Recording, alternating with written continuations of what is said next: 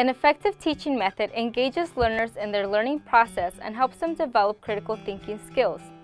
Traditional teaching methods have evolved with the advent of differentiated instruction, prompting learning facilitators to adjust their styles towards learners' learning needs.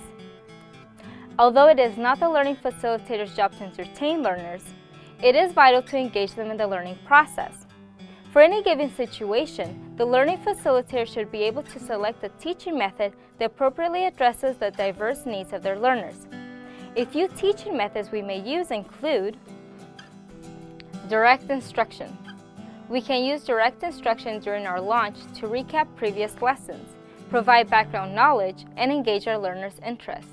Examples of direct instruction may include the sharing of exemplar learner evidence, reviewing learner feedback, or lecture. Direct instruction is a vital piece of the performance-based system and is a critical step in helping our learners unpack and understand new content. However, we should avoid teacher-centered direct instruction that relegates the LF into a traditional role as a gatekeeper of knowledge. Guided instruction. In this method, the learning facilitator will model or demonstrate a new concept and then coach or guide their learners in developing and applying the skills or knowledge they learned. Learning facilitators will also help learners master the task. In this method, the learners have a role in the delivery of instruction as they will work with the LF to solve problems and apply the knowledge. Cooperative learning. In this approach, the learning facilitator functions as an advisor who guides the learners in a group setting to accomplish tasks. The learners are self-directed. There is much more responsibility placed on the learners to take the initiative for meeting the demands of the various learning tasks. They must show proficiency in the standards that they are working in.